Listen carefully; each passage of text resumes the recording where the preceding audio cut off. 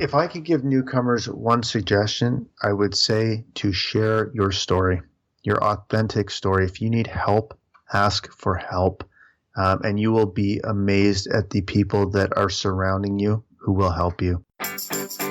It's time for the SHAIR Recovery Podcast, where we bring you amazing life-changing success stories from addicts and alcoholics all over the world who share their inspiring journey in recovery. And now, here's your host, O.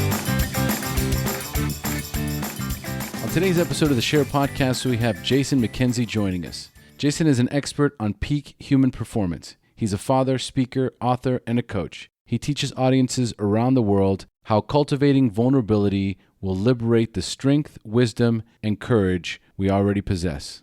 He is a survivor of his wife's battle with bipolar disorder and subsequent suicide, and has overcome a decade-long battle with alcohol. When he stopped running from his grief and fear, he became the husband and father his family deserved. Jason's story is powerful. It takes us through very different twists and turns between alcoholism and depression. It's a powerful story you don't want to miss. But first, it's time to read one of our listener reviews. And this review comes from SoberRN1, and the title is Life-Saving Support. And SoberRN writes, "Thank you for your service to those that are suffering. I've gained so much from this podcast. In my first weeks of recovery, I listened 24 hours a day, caught up on all the prior interviews just to have a sane and comforting voice. Oh, and those he interviews offer encouragement and a hope that there is a possibility of returning to a professional and functional life and even a higher quality of life. This is truly a light in some of our darkest hours. I do not subscribe to any 12-step program,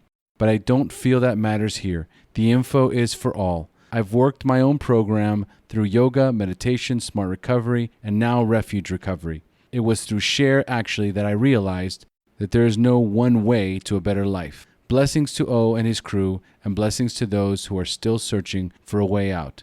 Don't give up." SoberRN1, thank you so much for this review, and this is so beautifully written and so true. There isn't one way to get sober or clean or whatever rhetoric you want to use to get off of what you're addicted to. It's about connecting with what works. There's so many different programs. There's smart recovery, there's refuge recovery, there's yoga, there's meditation, there's Y12SR. For those of you that remember Nikki Meyer's interview, she is the founder of Y12SR, Yoga for 12-Step Recovery. For me, it was Alcoholics Anonymous and Narcotics Anonymous, but that's not for everybody. What's important is that we find a way to get out from under this horrible disease. So thank you again for sharing your truth, because I'm sure that many of our listeners feel exactly the same way that you do. The podcast, the Facebook private group, it's there for any addict seeking recovery, period. End of story. HP, baby.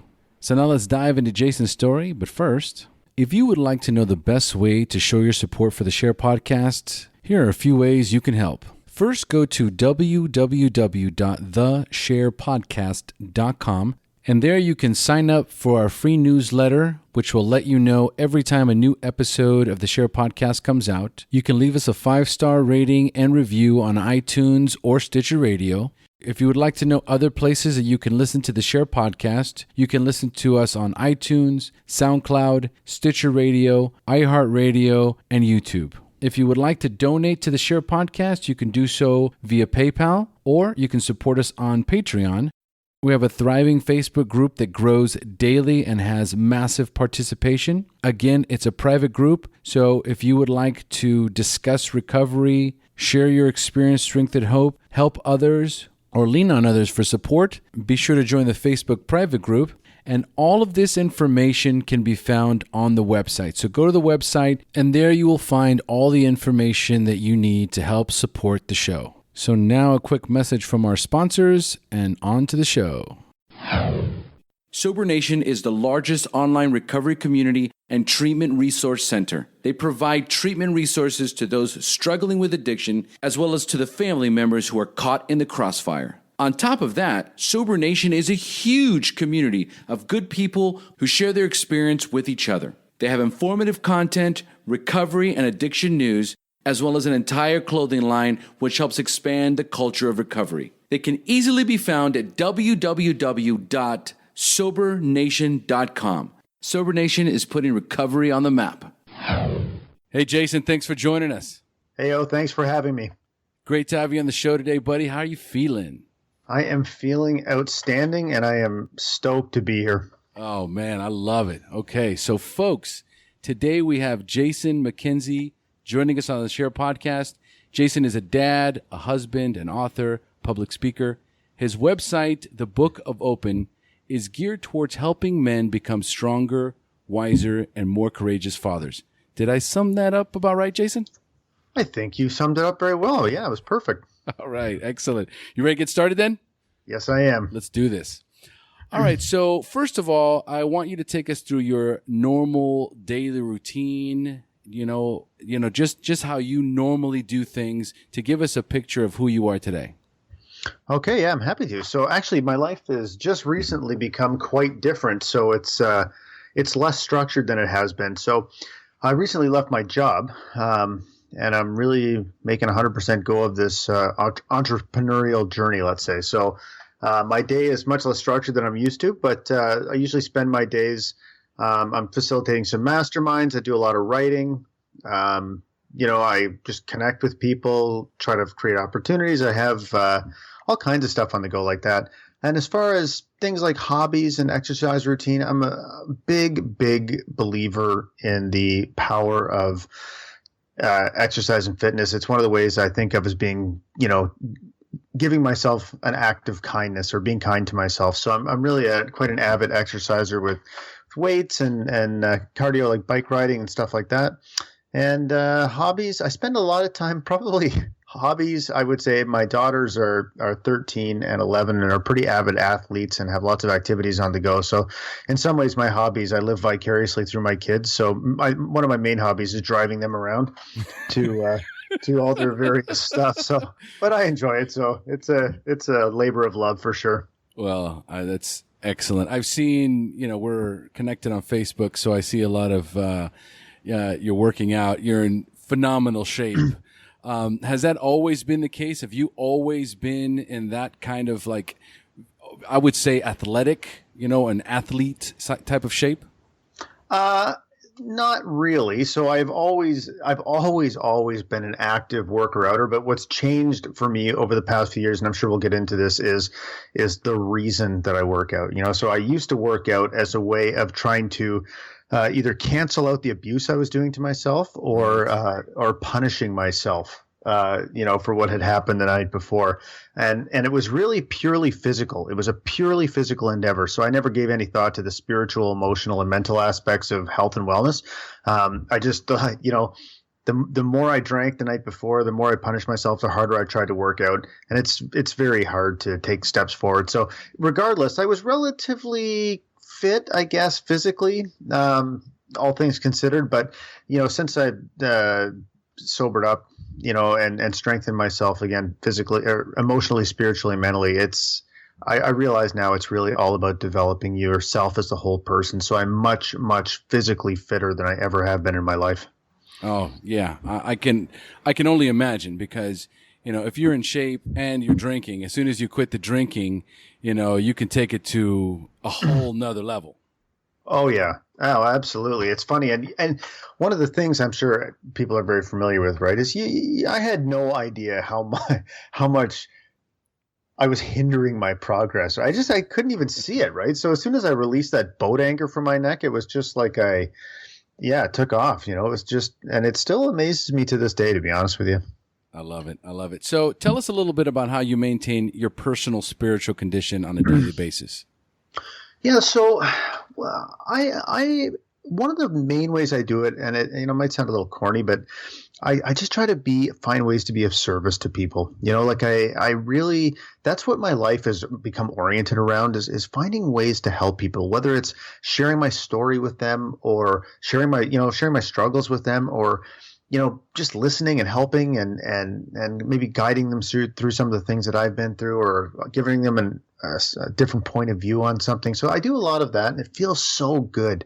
And, once I started doing those things, much more of the things that felt good, I realized how bad the things that made me feel bad actually made me feel, because I had something to compare them to. So trying to dedicate my life more to that really is an amazing way of keeping my spiritual condition robust, I would say. But as far as routines go, I meditate. I'll be honest with you, I struggle with that a little bit. I feel like some days it's, the mind is just racing, but it feels good to me, and it feels good to be doing that. So, and it's a journey. I get that it's a journey. I'm not looking for some kind of immediate solution here. And then another thing I do is I read affirmations. Those are very powerful for me because in a way, I've defined what I want more of in my life. I've articulated the choices I think I need to make to create more of that in my life, and I've identified when I'm going to make them. So, when I read them out loud to myself, when I started doing it, I did it in the basement because I knew my kids would make fun of me if they heard me. But I know the feeling. Yeah. So, but what has happened to me is, repeating them and adjusting them over time as my life changes and my needs change. It started to become clear to me the things I was doing that didn't line up with what I wanted to create, as per my affirmation. So it really, it's like a baseline or an internal sounding board for myself. And that has been just a game changer for me. So I will keep those up, as I can't see myself stopping. Yeah, no.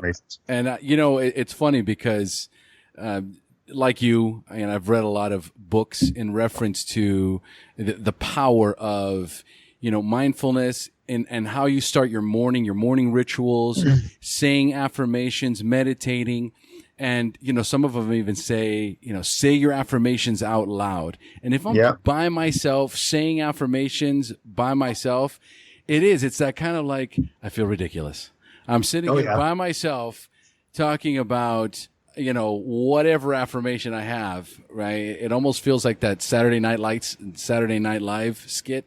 Or was it that guy Smiley or whatever, where he says, I'm good enough. Smart enough. And gosh darn it. Yeah. Yeah. I immediately get a picture of that guy, like I should be wearing a sweater or something, but for, on a serious note, it is important.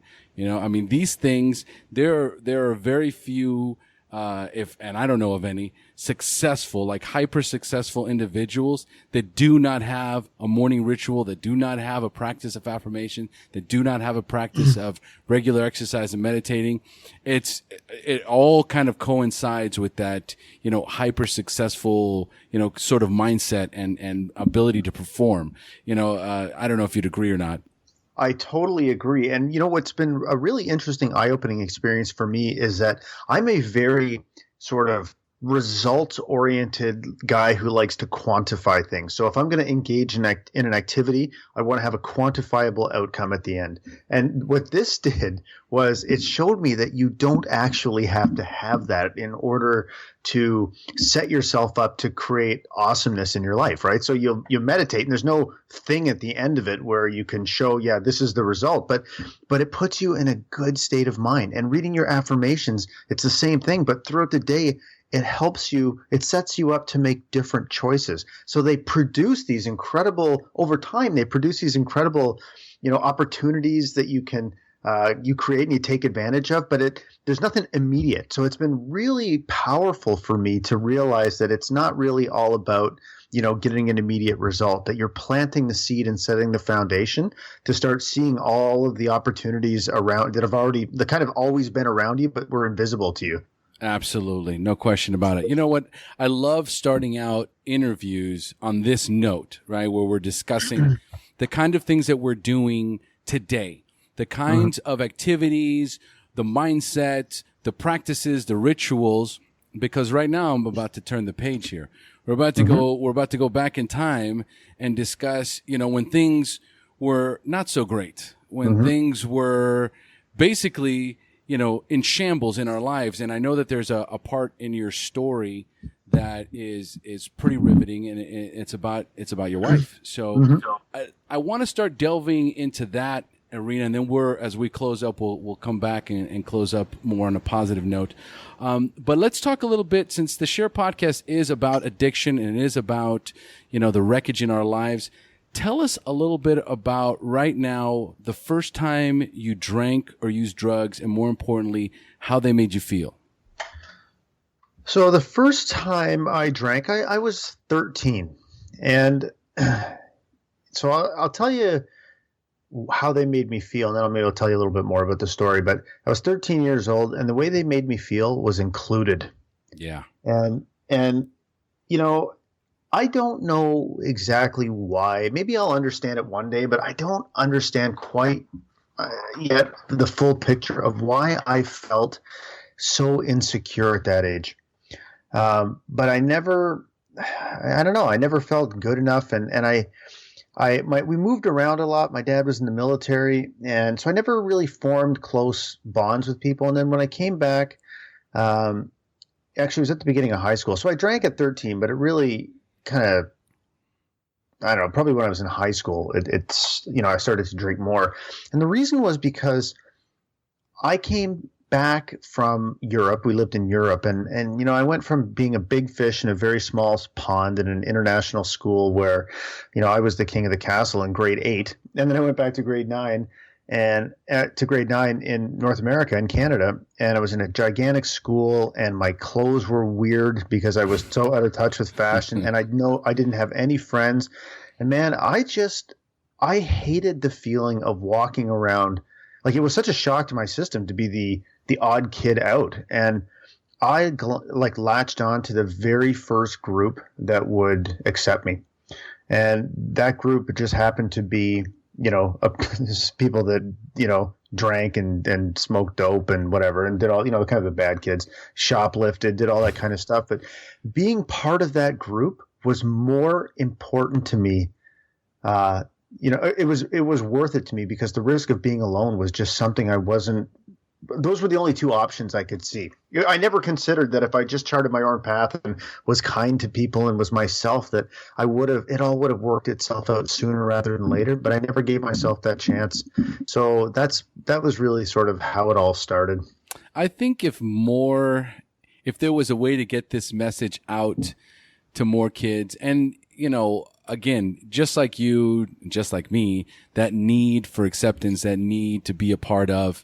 And so you're willing to do anything, whatever you learned growing up from your parents, whatever moral fiber that was embedded into your system kind of goes to the wayside, just to be a part of.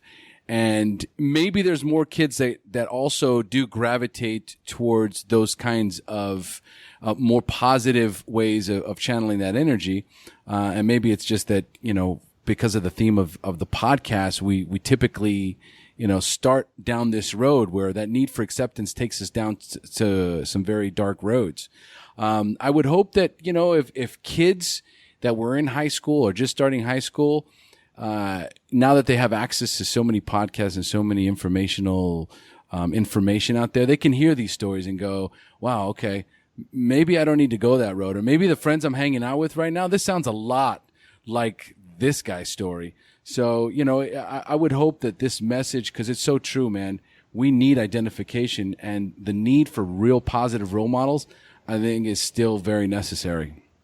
Yeah, I could not agree more, my friend. And I'll tell you too, one of the blessings of this journey is that I'm very open with my kids, and I'm sure we'll talk about this, but I'm very open with my kids about what happened and what I went through and why I made the choices I did. And, I also tell them that, yeah, you know what, man, when I was a teenager, there were some fun times when I was drunk or high. Hell, man, of course there was, but what I did not have at that age was the ability to sort of extrapolate my behavior out into the future. That wasn't even on my radar, man. I wasn't going to get old. I was living in this exact moment right now.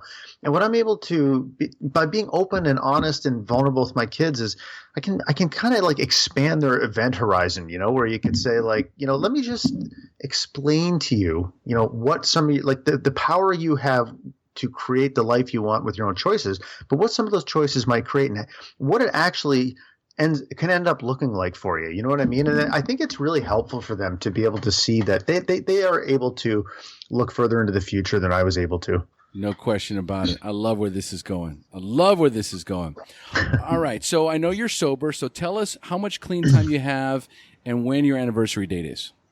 So I have just over 2 years, and it was August 30th of 2014. One of the best days of my life, man. Well, that particular day was the worst day of my life, but the days after was the best day of my life. Well, I love it. Congratulations. Thanks, man. All right, Jason, you're all warmed up. So it's time for me to turn this show over to you. It's time for you to share with us your story, the battle against drugs and alcohol, the wreckage it caused in your life, when you hit rock bottom, and finally your journey up until recovery, into recovery up until today. So Jason, take it away. Okay, so let me go back and give you a little bit of the backstory to give you some richness to this tale I'm going to tell you. So, so I kind of continued on in high school, and I didn't. Yeah, I mean, I drank, and I binge drank sometimes, but it was never like I didn't like totally go off the rails, So I never really saw it as a huge concern. Anyways, but I also had another factor that was kind of lining up, or that I was another way of looking at the world that was developing within me, that these two things would come together in a way that I could never have predicted. And I wasn't even aware of any of this at the time, but I had a very traditional view of what it meant to be a guy, which was, alpha male, bully, emotionless. Emotions were for weak people and women. So I never allowed that to happen. My path was going to be finish high school. I would end up going to college, and then I was going to get a corporate job, and I was going to claw my way up the corporate ladder, because that's just what you were supposed to do. My dad had a crappy job his whole life, and I was going to be better than that. So, so I really had this, very narrow definition of what it means to be a male in our society. So that would come back to haunt me later. So, I got married, and it was wonderful. And then after the birth of our second daughter, my life was up until that point was progressing just as planned. I had a house with a pool. My wife was a police officer. We had two very young kids, and everything was just unfolding according to plan, which just fed into my sense of superiority. Right, I got my life managed here. This future's unfolding with certainty. I drank way too much at the time. Don't get me wrong, but because what I would do is I would use the rest of my life to rationalize, this is one part of me, but man, I got all these other amazing characteristics about myself. So, hey, this is just me, right? And I really feel like more people probably want to be like me. So maybe they should drink more. I actually said this out loud many times. So what happened after the birth of our second daughter was my wife, pretty much immediately after the birth of our second daughter, and looking back with the benefit of hindsight, I can see tons and tons of red flags here, but she started to behave extremely erratically. And I mean, erratically is probably the understatement of the year, but she lost 30% of her body weight. She became viciously angry. She started hiding alcohol around the house. She's living off Xanax and whatever, and spending all kinds of money, disappearing for days on end. And I mean, I had no idea what was happening. So in February of 2006, she almost had a stroke actually at Christmas, because she stopped sleeping. The house was constantly disaster, organized into complete disorganization. And so she ended up going to the hospital. She was taken to the hospital by an ambulance, just basically collapsed. And so she was diagnosed with bipolar disorder. And so I didn't know what that was. I had no idea what that was. I was very naive. So to me, bipolar disorder had a name. Now it was a name. So it was just a simple matter of doing some research and conquering it, like I conquered everything else. And, basically that's nothing like that happened. So over the course of the next 6 years, I mean, everything you can imagine, and probably many things you can't, happen. We're talking homeless shelters, rehab, moving out and leaving me with our very young daughters for 5 months, just moving out, live to a town 3 hours away, one day here, the next day gone. Right.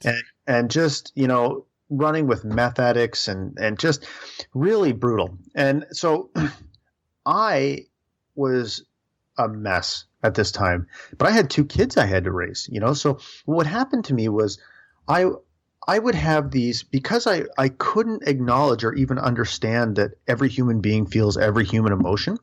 I tried to stay strong. Like, man, if there was ever a time that I needed to be strong and be a man, this was the time. I had to keep my wife alive and my family, my daughter safe, So what would happen is, of course, we all feel every emotion, as I just said, and these emotions would bubble up kind of like a volcano when I would least expect it. So I'd like blurt out my life story to the lady at the grocery store, just randomly, And I so get that. Oh yeah, or I would just break down at a time when just out of the blue. So, but what I saw, the way I viewed that was not as a normal human reaction to great stress. I viewed it as cracks appearing in the dam.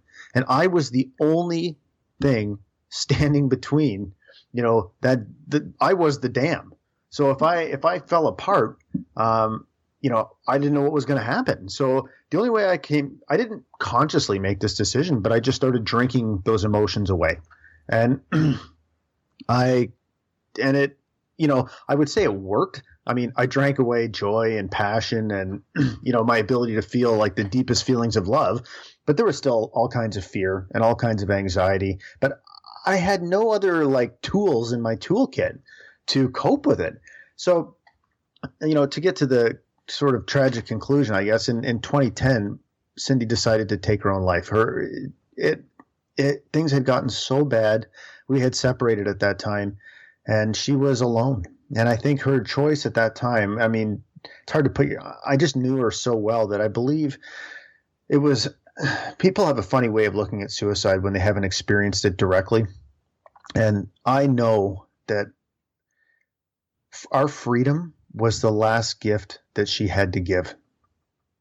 And I believe that's what she was doing. She had grown so tired of fighting, bipolar disorder and wrecking her life and being institutionalized and being catastrophically depressed and all of these things. It was just nonstop. It was horrifying, to see what happened to her.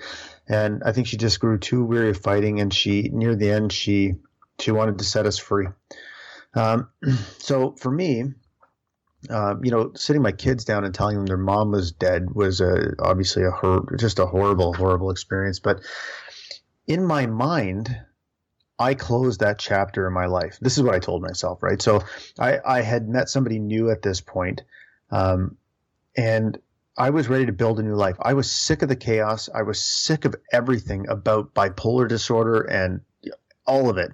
And I wanted to build a new life. So, man, there was no grieving. Forget it. Grieving was another thing weak people did. I had a new life to build, but I kept drinking. So I told myself I'd close that chapter on my life. I got remarried and all of that. It was, we were building a wonderful life, except I was drinking every day. Yeah. Still, and telling myself that I would, again, the same pathetic narrative, I am so great. I would say I don't have a hero complex. And then I would list off, then I would just go into classic, hero complex rationalizations. I've been through hell. I survived my wife's suicide. I raised these daughters. I'm fit. I have a good job. So what if I want to drink, man? Leave me alone, And so I drank.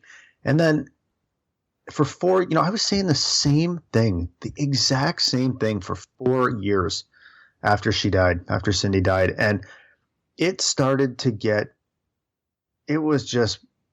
I was stagnant. And I could see my wife evolving as a human being and growing and getting involved with the community. And, she became my daughter's mother and just growing into that role. And I was just stagnant, because I was drinking everything away. Any potential I had, I was drinking it away. So, but man, I couldn't see it. So near the end, and I did all the stupid things drunk people do. I mean, you don't have to go into listing them all off. You name it, I did it, right? So, I mean, I've always been pretty open about it, but it would take 2 hours to go through all the stupid stuff I did. But I mean, so near the end, what the craziest part about this is that my wife stopped listening to my rationalizations. And, she didn't do it so much out of anger. She did it out of sadness and a belief that I was selling myself just tragically short. But I can remember sitting in her office in our house and me saying this, glass of whiskey and Diet Pepsi in my hand, slurring my words, saying the same stupid shit I said all the time. And her looking at me and not saying a word, but just not listening anymore. And just looking at me like she just looked sad. And of all of the things in my life, whether everything to do with my wife's illness and her suicide and anything else that happened in my life, as crazy as this sounds, maybe it doesn't sound crazy, but that moment where I realized that the gig was pretty much up was the most terrifying moment of my entire life, man. And because I knew there was a freight train coming and I had to make a choice, and I didn't know which one I was going to make. That was the problem, And so, I mean, at that time I started being able to, for whatever reason, I guess I started being able to almost, there was a couple of times where I heard it wasn't an out of body experience, but it was like I could objectively hear what I was saying to my wife, and I'm like, you sound like a lunatic, the stuff you are trying to rationalize. Like, you know what I mean? Like I'm hearing like what, and I'm like thinking in my head, what have I become? Like, but it was still, none of that was enough to get me to stop drinking, man. Like I still kept drinking, even though it was starting to feel worse and worse. And then what finally happened was my daughter. So my older daughter, my wife went out for the day, and I stayed home with my younger daughter who was 9. And I basically waited, man. I watched the clock till the pub opened around the corner, took her with me, grabbed a couple beers, had some fries, went to the liquor store and just drank the day away. And I hated myself every single second that I was doing it. And when my wife came home, she was obviously upset. Her upset, I was pretty good at trying, deflecting that, to my own satisfaction anyways. But my daughter said to my wife, I'm really disappointed with how today went. Wow. Yeah, man. And I'll tell you, when she said that, my wife told me she said that, and she didn't say it like she wasn't mad at me or whatever. She just said, this is what your daughter had to say about today.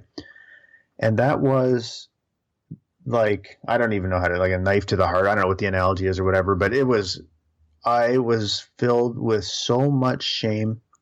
And, because one of the things I always told myself was through everything, I'm a phenomenal father, and it was the worst. It was horrible. So I went downstairs and I don't know. It's like I surrendered. So, I guess I just allowed myself to feel all the feelings that were there about how much I hated what I was doing. And so I passed out on the couch, and then I woke up at 2:00 in the morning, and I felt like I was having an anxiety attack. And I just had this sense of peace come over me. And I thought, oh my God, I think I might be done. I think I might be done drinking. And I'm like, come on. So then I went upstairs, 2:00 in the morning. I woke up my wife and I said, I think I'm done drinking. And she goes, and I said, I am fully aware there is no historical basis for you to even pay any attention to me right now. Okay, I get that. I'm just telling you, it feels really different right now. And she goes, I hope so. And just rolled back and went back to sleep. And that was it, man. I've never touched a drop since. And it's crazy, Wow. And and my life has just been, it has been so different. And, it's funny how I kind of call it the divergence theory of sobriety. The more time passes, the worse the more horrible my drinking seems to me. You know what I mean? Because none of the things that have happened in my life in the last 2 years would have ever happened if I had continued to drink. So I look back on it, and as I get further and further away from where I was, I'm like, oh my God, man, I'd still be in that exact spot, except I'd probably be single, divorced, so yeah. And then these 2 years, these last 2 and a bit years have just been like, I had no idea life could even be like this, man. So it's pretty incredible. No, it's absolutely beautiful. And it's something to be always an attitude of gratitude, living in gratitude for that opportunity. And again, this is where, for me, and I remember that moment that you described, that moment where you realized that I needed to change. I needed to make a turn in a different direction, because the direction I was in was going to kill me and destroy my family. Mm-hmm. And exact same thought, that fleeting thought that came in, and I took action on it. And that's exactly what you did. You just decided to take action. It wasn't immediate, because it was years and years and years of denial and debauchery and wreckage. And so I'm curious, because we've got the general idea what happened, and there's no question, we know why things happen, but, I like to get into a little more details, mm-hmm. right? And so there's that moment, especially this time where your wife commits suicide. Mm-hmm. So there's signs and there's things that are leading up to that. Now, at this moment, are you guys separated, or are you guys living together? No, at that moment we were separated, because she had basically, without going into all the details about bipolar disorder, when people are manic, they call it the high point. It's not, yes. There's nothing high about it, but she had thrown me out of the house. So we were separated at that time, but I mean, yeah, we were separated. How long have you guys been separated during that? About just over a year. Okay, yeah. Well, that's a substantial amount of time. Yeah, it is. Because at that point, like, my mother is bipolar, so okay. I get it, man. And what you're talking about, there's the highs and there's the lows, and you've got the manic stage where you're just cleaning the house, running around like a crazy person. You know what I mean? Totally intense, right? Even your tone and the way you talk is intense. And then there's those bouts of depression where they can't get out of bed. They look like they, just want to kill themselves. Yeah. So I'm very familiar with that whole aspect of it. And I can also understand that feeling, in that, was she in that, I'm assuming that she was in that state of depression where she finally took her life. She was in the state of depression. Yeah. And I mean, I'll tell you, like, it's nice to hear. Not nice to hear. It's always nice to talk to people that can relate to it, because it's very, very difficult to communicate what it's actually like unless you've experienced it firsthand. And that's one of the things I always try to do with people, is to paint a pretty vivid picture of what it's like. But I never understood before this happened what depression could be like. Like, I thought it was, basically a matter of willpower. Right. And it is inconsolable mental anguish. Right. And yeah, she was definitely at that point near the end. And, I had gone over, she had called me, like, we were still very close. I mean, she hated me most of the time, but in the moments where she was depressed, she, that's when you turn the mirror inward and start looking at yourself as a failure and all these things. But she had called me over shortly before she took her own life. And I opened the door, and I just saw, it was, to see this vivacious woman I had been with for 16 years, there was nothing left of her. There was no light in her eyes. There was just, her spirit was broken, and it was just tragic. And were there at that moment, or were there other moments where you feared that she might take her life? There were, yeah. And she had been institutionalized a few times, actually. And I didn't even know they still did electroshock therapy.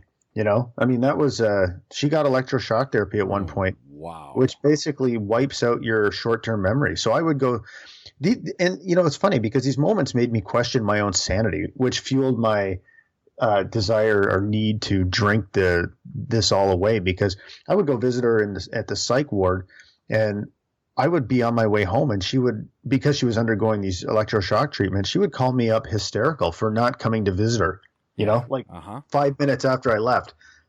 So, yeah, I mean, there were signs, but I also knew, and you may have direct experience with this too, is how hard, it's almost impossible to get somebody help who doesn't want to be helped.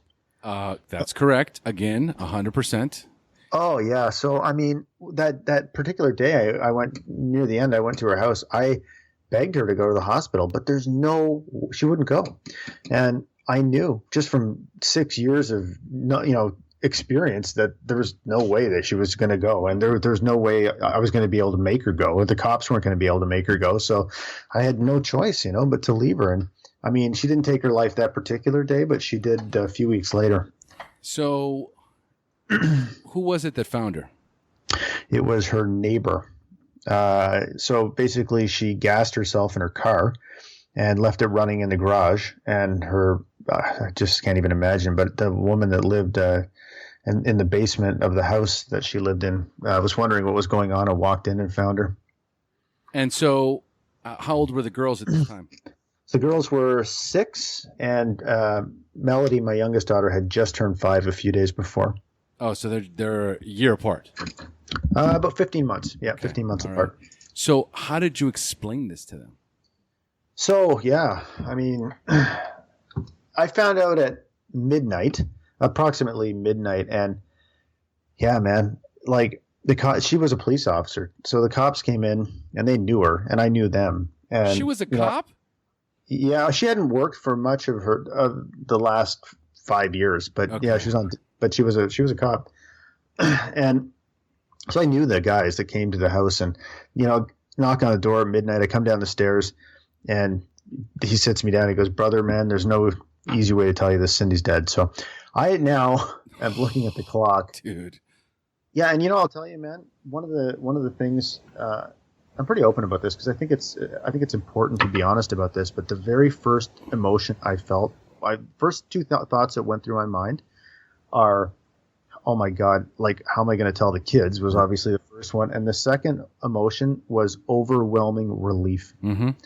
Uh-huh. Because one was relief that her suffering was over, but right. One was relief that I could just try to start getting some type of life back, because I had no life, man. Like, it was all revolving around her, I mean, I it's not that I had no life, but it's so much of it revolved around the constant chaos of her bipolar disorder. So I felt it, and then I felt huge guilt for feeling relief, so I mean, it's yeah, I don't know. So anyways, I found this all out at about midnight, and then I just sat there and stared at the clock. So I had a girlfriend at that time, and she came over and was just a saint. And my parents drove down from where they lived about 3 hours away. They got there about 4 o'clock in the morning, and I just sat there and stared at the clock. I remember just tick-tock, wishing it would stop. And I sat my kids down. They got up, and my girlfriend and my parents went out of the house, and I sat my kids down, and I just, I said, I have some really terrible news I need to tell you. And then I started to cry. And my kids thought I was kidding, because it was kind of I was a jokey dad, but and then they realized I wasn't, and I just said, mommy died last night. And my younger daughter's, the first thing she said was, when is she coming back? No, dude. Yeah, so that was it. And it's funny though, because the kids are so resilient, man. Like, yes. They were, like, they were, it didn't unfold like I thought it would. Like, I didn't know what to expect, obviously, but they had moments in the coming months and years of, obviously great sadness and all of that. But, and, interesting transition is, at times they would feel guilt because they were starting to forget her. I mean, they were 6 and 5, like it's been over 6.5 years, so over half their lives. So as they started to forget her, those specific memories, they would feel guilty about that. But they were pretty resilient, I got to tell you. Well, the blessing, for in this particular case is that they're so young. 5 and 6 is still yes. young enough for them to not completely understand And by the time they're old enough to completely understand, they're more prepared emotionally and physically to deal with this sort of traumatic experience. But like you said, there's that feeling, and I get it. And anyone who has been where you were, I have been there. My father passed away with cirrhosis of the liver, and it was a year battle of watching him die. And when he passed away, that's the first thought I felt. Those two feelings, like he's done suffering, and I can finally this relief, this enormous weight was lifted. So I know that the listeners out there who have been through this, they're going to be able to relate. And anyone going through this, you know, at the end of the tunnel, there is that feeling of relief. Now, you had that thought where now I can move on with my life, right? Right. That was that thought. Now, instead of, you know, becoming the man you are today, you took I'm assuming, if I calculated correctly, it was 6 years. It was 6 years from when she died to when you stopped drinking. Was that about right, or was it less time? No, it's 4 years. 4 years. Okay. So you took a 4-year detour. Yep. All right. And went off the rails. So what was it that propelled you to go in the negative direction? Is there something concrete, or did you just wander, man?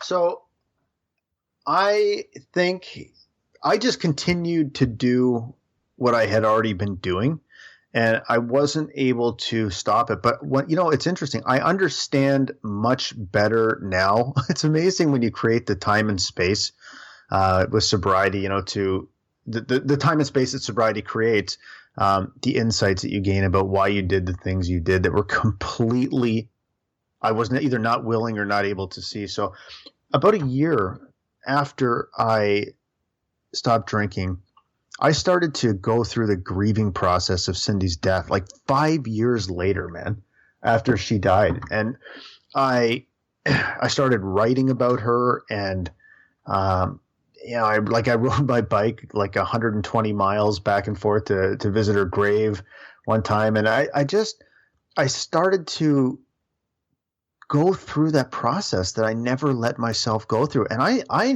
believe a big part of why I kept drinking was because I was too afraid to go through that. But I didn't know it. But it was so healing for me. Like it allowed me to put her life and death into context. And it actually, in some ways, it allowed me to start loving her again, because I don't know, I could understand. I understood, instead of thinking back about all the chaos and carnage, I was better able to understand the contribution she made to my life now. And like with everything, we grew up together, so, but I think that's a big reason is I didn't want to have to go through any of that because I thought it was all weakness, and I just was going to continue to drink it away, and none of this was a conscious thought though. It was just fear. I was just fearful of, I don't know. And again, I thought I was a superhero too. There's that too. I mean, that is definitely a part of it, man. So, superhero complex. Another part of it was, why the hell should I even quit drinking? Like, God, I rule, so I guess there was that part of it too. But the main part of it was just not being willing to allow myself to experience the emotions that I needed to experience. And the only way I could kind of dampen them was by drinking them away. So I think that's the reason. It was a very traumatic experience, and I refused to even use language, spoken language that would even refer to it as the fact that it was a traumatic experience. Like it was, the denial ran deep, man. Well, it's this monumental dichotomy between the person you think you are and then what's actually happening. You've got this whole situation where the minute you're left alone with your feelings and your thoughts, the pain is just so monumental that it's like, all right, I just need a drink real quick. And then that drink just turns into another, and then you lose count, and then 4 years later, you find yourself where you're at, where you are actually very similarly creating that sort of fear and instability in your own family that your wife was. And Absolutely. Oh, yes. yeah. So and here's the thing, I've had these situations where, because I'm in recovery and because I worked the 12-step program, I had to go back in time and touch on situations that I didn't even know were there. Mm-hmm. So you open up these wounds and you're looking at these things in a different light, and the pain is so great. But of course I have this amazing support group. When I tried to talk to my mother, right? And I said, Mom, can we talk a little bit about what your childhood was like?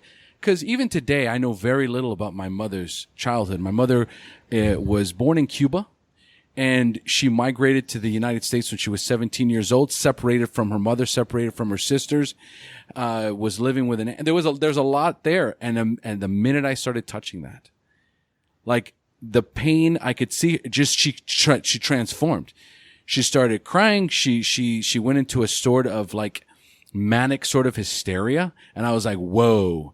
This is too heavy for me, man. And I'm not qualified to deal with this. I don't know how to walk her through this thing. You know what I mean? And it's not something that she's willing. She didn't look for this. I started probing, and I realized I was touching on nerves that were so delicate and so buried, and I think for us today, we have so much at our disposal, and also if we're seeking and we want to, that once we start touching these things, at first we dealt with it with alcohol and drugs. But now you're looking at it, and like you say, you can get it now. You can understand your wife a whole lot more based on what you went through, correct? Absolutely. Absolutely. That whole dichotomy is crazy. So then 4 years go by, you're ruining your marriage, you're probably scaring the crap out of the girls. And then all of a sudden, it's like this moment happens, this what I call an aha moment, spiritual awakening, so to speak. You connect with something higher than yourself, in whatever way you want to, accept or embrace that. But something compelled you to take action. So now let's dive into that, because now we're going to get into the Jason that you are today, 2 years later. Tell us how that evolved into where we are now and the Book of Open. Okay. Yeah. So this has been the most enlightening, experience of my, I'm 43 years old. The last 2 years have been the most incredible experience. I didn't even know this life could have existed. So yeah, so I wake up August 30th and, bam, I'm sober. Okay. And then as time went on, as a couple of weeks, and I still felt this way, like, I felt like this sense of certainty. And I started thinking, man, like, oh my God, I think I've actually licked this. Like I'm still feeling exactly the same way. Holy crap. If I did this, there is absolutely nothing I cannot do. Yeah. There's nothing I cannot do. And so what happened was also all of the fears, like I mean, I'm sure everybody does this, right? Who has a problem with drugs or alcohol or any type of issue, is you create so much fear about change. Like, oh my God, that it's just easier to keep doing what you're doing, man. Yeah. Like, oh yeah, what if people don't like me? What if I don't know how to socialize? Like, people aren't going to like me when I'm sober. Like, you say it out loud now and it sounds so unbelievable, but it was a freaking major fear of mine, right? Like, so all these fears, none of them came true. None of them came true. And in fact, the opposite. People seem to start liking me better. And it's not that I don't like to socialize. It's that, actually I'm kind of a homebody. And I don't really need to stay up till 2:00 in the morning. When I'm sober, I don't feel like doing that. So actually you start to discover a whole new you. And so, but what happened was, so I'm walking around like for a couple months. I'm telling my wife, oh my God, like I can do anything, except I wasn't doing anything else. Like I wasn't doing anything different, man. Like I was just so busy celebrating that I can't do anything. And then I was basically living mostly the same life, except I was sober now. So then I started to think, okay, like I'm getting really tired of hearing my own voice. say that I can do anything, but I'm not doing anything different. So, like it's so. And then I started getting scared, like, oh my God, is this as good as it gets? Like maybe this is actually as good as it gets. So anyways, I started to think as I got more comfortable with the idea of sobriety, because that in and of itself is a journey, right? Because you got to untell a lot of lies, man, that you told people, like not like about how in control you were of your life and all this kind of stuff. Like you have to start telling people like, yeah, I quit drinking because actually it was a huge problem. Like, despite the fact that we've been friends for 15 years and you probably already knew that, but I never bothered to say it out loud. Like, so can you relate to what I'm saying? Oh yeah.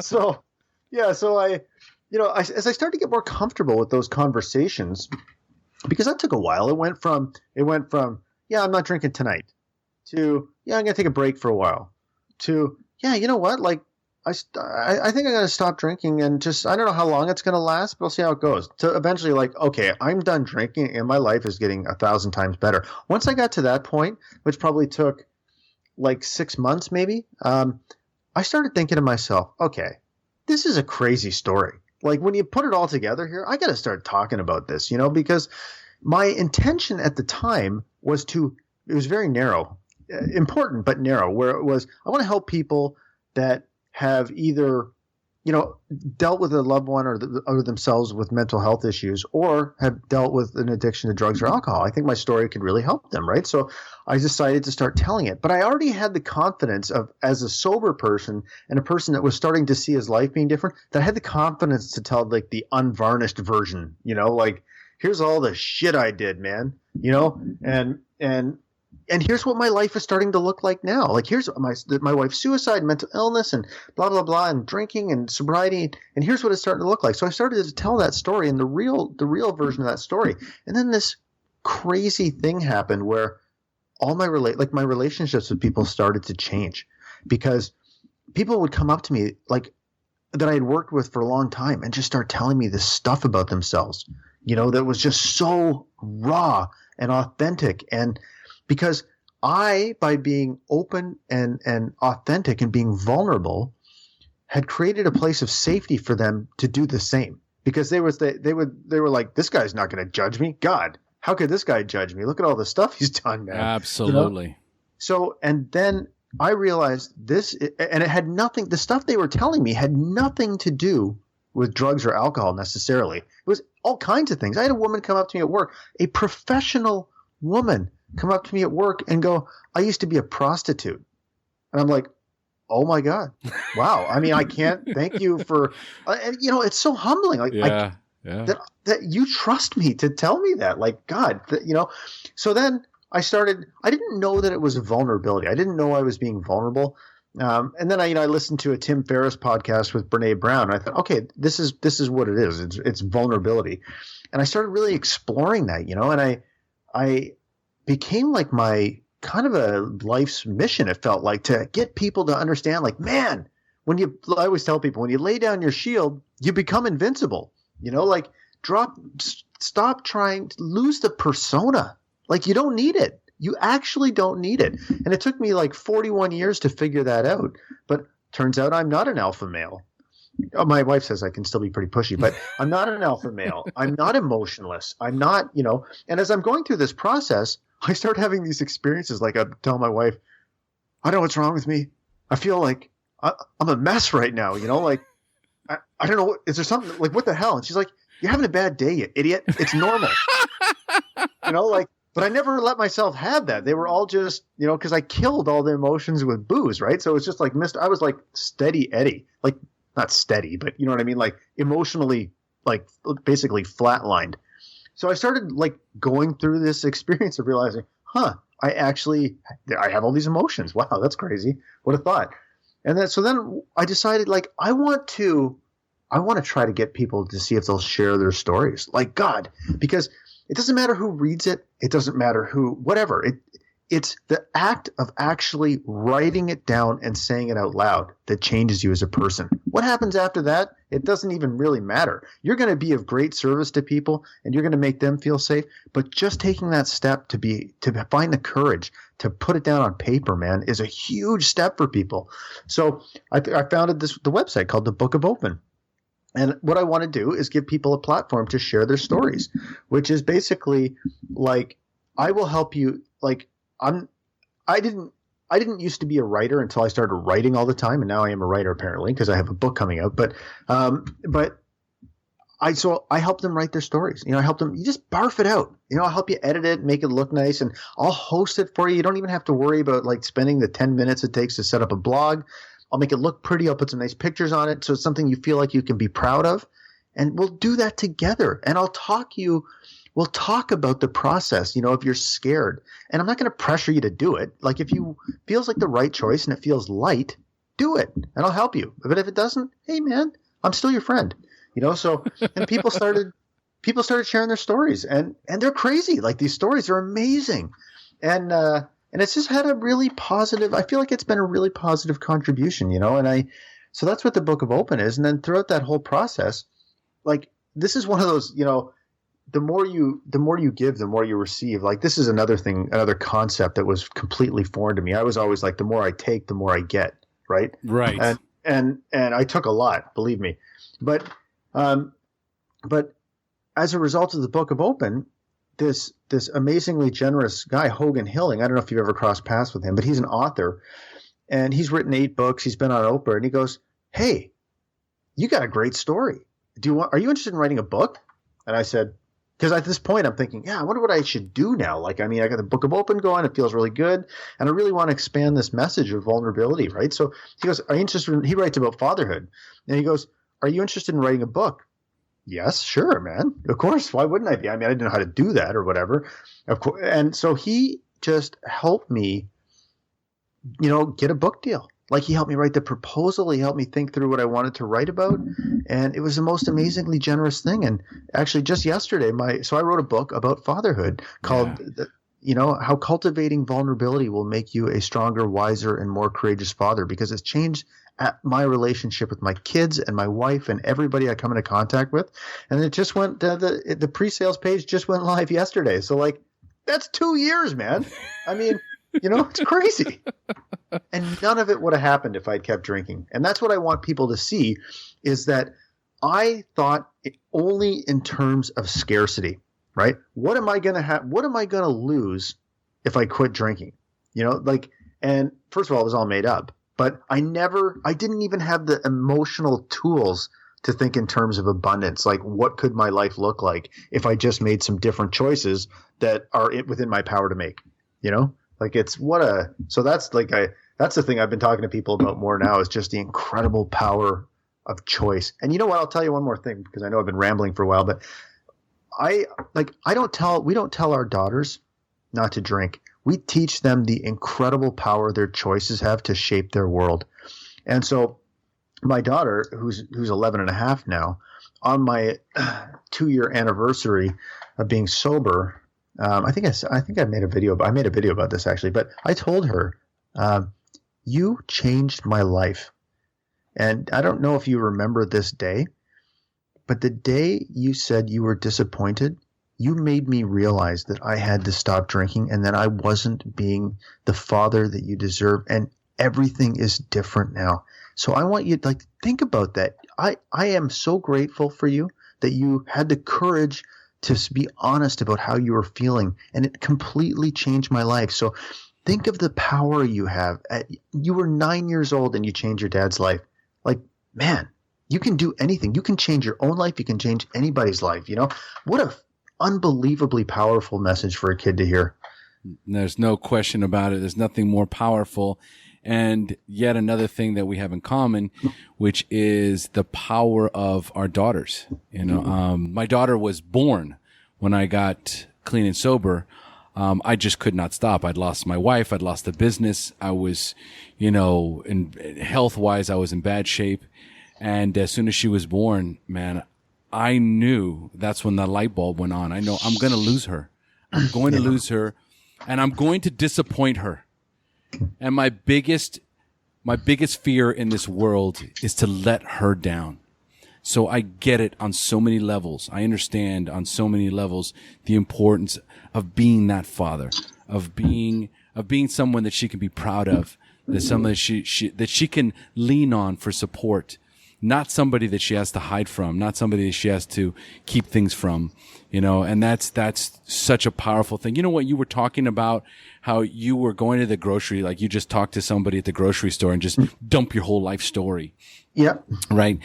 What you're doing, what you're allowing people to do in sharing their stories, the same thing. When you're in that much pain, when you're suffering, you either shut in and lock down, or you'll tell anybody that will listen. Okay. It's two different, it depends on where you're at in your life. But when you're in so much pain that you no longer can take it alone, you will talk to anybody, right? And then there's that freeing, liberating, and you probably remember to some degree that even though it's like, God, I can't believe I was just telling this person my life story, who, they don't even know who I am, but there is that sense of relief that comes along with just letting go.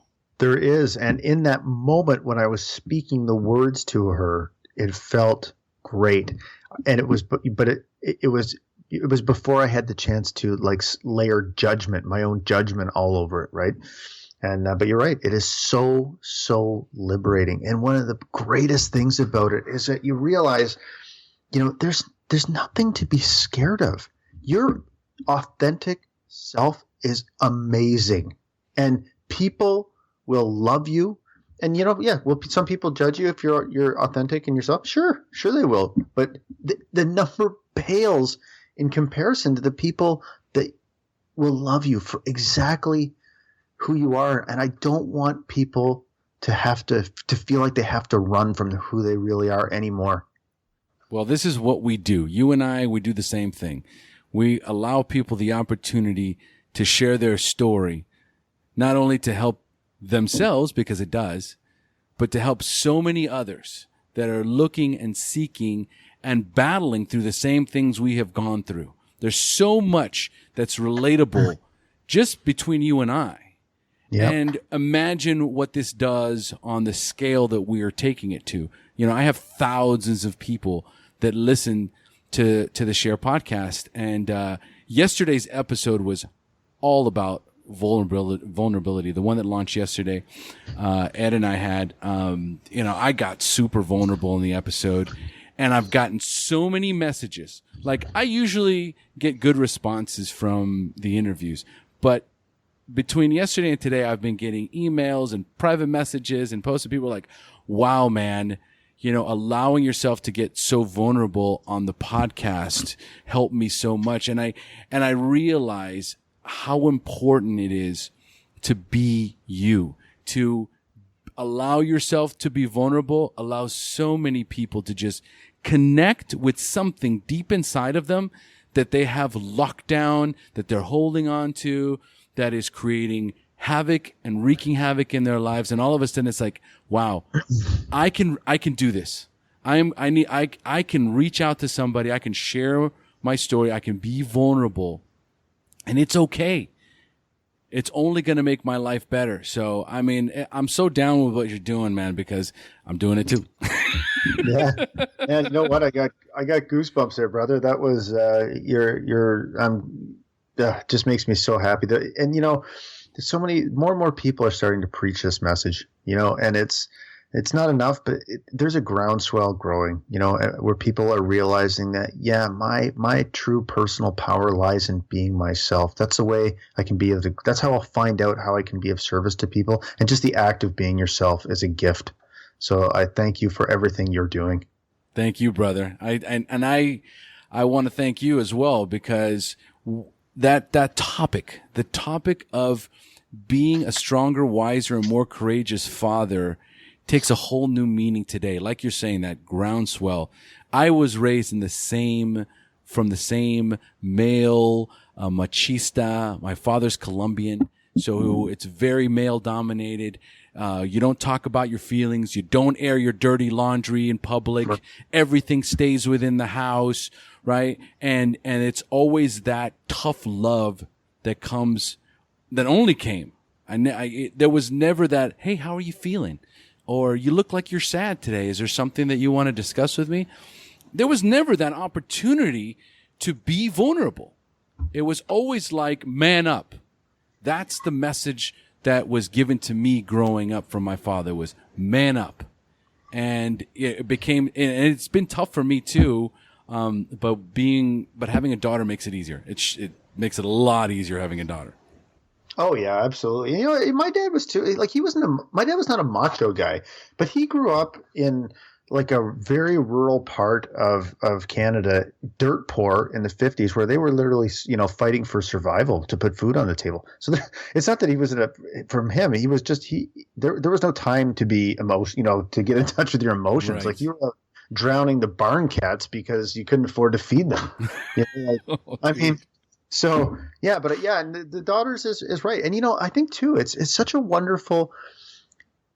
I love being a dad to daughters because I just want to set the bar so high for them about what they expect in a man. I mean, fundamentally, that's what our job is. After meeting their immediate needs, it's to teach them what they should want, or what characteristics or what values they should want in the relationship with the person they choose to spend their life with. And it feels really good to me, just incredible to me, to be that man now, and amen, brother. Amen. I couldn't have said it better. Man, I'm right there with you. That is, if nothing else, if she meets a man like me, then I did my job. Yeah. That's what we do. That's how we live our lives. I want to be the best example of a man that I can be, for her to follow. And, and hopefully that is the direction she will go in, so that's what we're doing. We're leading that path for them. So anyway, listen, we could do this for hours, but, I think it's time to start closing this sucker down. Yeah. So, the way I like to close is always for the newcomers, for the new listeners, for the people that are really, suffering out there in those first, few months in sobriety. So I'm going to ask you some 5 questions about your early recovery, and I want you to respond with inspiring and insightful answers you can share with our newcomers. Are you ready? Yes, sir. All right, let's do this. So initially, what was keeping you from getting clean or staying clean when you first realized that you had a serious problem with alcohol? So what was keeping me clean was, I think, my hero complex, because there was a very short period of time for me, honestly, before I really acknowledged to myself that it was a problem to the time I stopped. It was only really a couple weeks. I mean, I had moments, but, I think what was stopping me was that I was actually, what it was I was too terrified to, acknowledge the truth about myself, that I was living a life I didn't want to live. Absolutely. And I know we covered this as well. Maybe it might be the same, but you might have something more to expand on it. But at what point did you have that spiritual awakening, that aha moment in your own recovery, when you accepted that you were powerless over drugs and alcohol, but for the first time you developed this hope that you really could recover this time? Yeah, so that would have been the day, August 30th. I had zero hope up until that moment, and then it just was amazing. And then now I feel like I'm a different man. I've overcome a lot of the problems that I was trying to run from. So but yeah, that immediate moment, that was the first time I ever had hope. Yeah, there's nothing like of course, those moments with our children that, bring us to our knees and ultimately inspire us to greatness. That's, the best part of it all. Yeah, absolutely. And I wanted to say to people, like, I tried to quit a million times, but it was just the last time that worked, So, I mean, that's such an important thing. What if I hadn't tried? What if I'd given up? I'm so glad I didn't give up, It was a million and 1th time that worked. So, Yeah. We all have our time, buddy. Oh, yeah.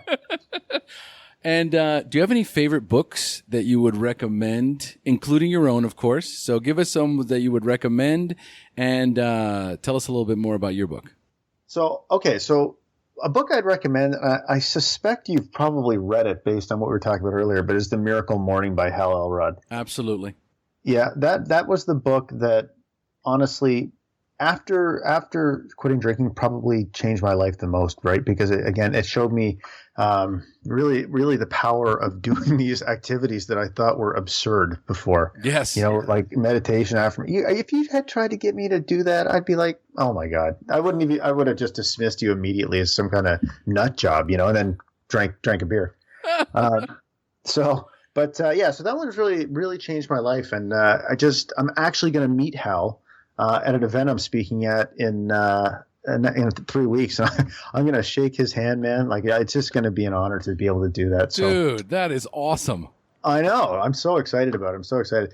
And then, so that's probably, like, as far as practical, actionable advice that's really changed my life, is that one. And then my book is really about my journey into becoming the man and father I was always able to be. So I give a lot of my story, but also a lot of guidance and advice on, what it means to be a vulnerable man and how to debunk the myths that are associated with vulnerability, like it'll make you weaker, it'll expose you to risk, or all these things. And I really walk the readers through, sort of the traditional stereotypes, debunking the myths, and then what vulnerability really means to a man and a father, and then how to start incorporating it into your life, and some practical steps you can do, how to expand your emotional vocabulary so you don't come home from work and go, when your kids ask you how your day was. You actually can be open and honest with them about the things you feel good about, the things that scared you, the things that maybe you found challenging, and be able to engage them in your life, and really, and the very last chapter I close with, this is for all the guys out there, is how to make love like a man. How vulnerability and intimacy and brings you closer together with your spouse. And when you make love by creating love all day long. And so I talk about that, about how to become a better husband to your partner, and how that flows into your, overall family relationship, and just makes things more harmonious and benefits your kids. And so, it's a real deep dive, I guess, into vulnerability, but it's written from a dude's point of view. So it's not, it's not like watching Oprah. Let's put it that way. It's from one brother to another. Wonderful disclaimer. Thank you for that. Yeah. So on that note, what is the best way for our listeners to find you and reach out to you? Yeah, so the best way is probably my website is The Book of Open, so thebookofopen.com. You can email me at jason@thebookofopen, and Twitter is The Book of Open, so it's a pretty common theme there. There's new stories. I write a lot at The Book of Open. You can find information about my book, videos that I do, and I'm just trying to produce content that's valuable to people, and I'm just trying to help, so that's the best way to do it. Excellent. Folks, I'm going to have all this information on the show notes, the links to the webpage. You have the book's already out, right? The book is the pre-sales page. It's being launched in October, but the pre-sales page went up yesterday on Amazon, which is thrilling. Okay. Well, by the time this episode goes live, I'll have access to that book. So that'll also be listed on the show notes. All right. So 2 more questions here for you. What is the best suggestion you have ever received? Best suggestion I have ever received. The best suggestion I have ever received is probably from my wife, and it's to stop seeking answers and just ask more questions. So she does this a lot. Sometimes it drives me crazy, but she's a question asker. What else is possible? What can I create from this? How is this serving me? And it's not so much about finding the answer right away. It's just about continuing to ask questions, and those questions will trigger insights into your life and about different choices you can make. And it's just been a huge, huge help for me. Beautiful. I love it. So number 5, if you could give our newcomers only one suggestion, what would that be? If I could give newcomers one suggestion, I would say to share your story. your authentic story. If you need help, ask for help. And you will be amazed at the people that are surrounding you who will help you. So that would be my suggestion. Man, absolutely beautiful. Folks, share your truth. No question about it. Just do it. All right, Jason, wow, it's been an absolute honor and a privilege, my friend. Oh, I've enjoyed this immensely. Thank you so much. This has been awesome. All right, folks, we have now reached the end of our show. Thanks for joining us. And as we say here in Costa Rica, pura vida. Pura vida. Thank you for joining us on the Share Recovery Podcast. To check out the show notes page on this interview or to thank our guests for sharing their story, go to www.thesharepodcast.com. While you're on the website, don't forget to sign up for our free newsletter to stay up to date on the latest news, podcasts, and interviews. Want to be one of our guests and share your story? Then go to our website and click on the Share Your Story button. We share our inspiring recovery stories every Tuesday, so subscribe to our show on iTunes or Stitcher Radio to get your free weekly download. We'll see you then. The opinions shared on this show reflect those of the individual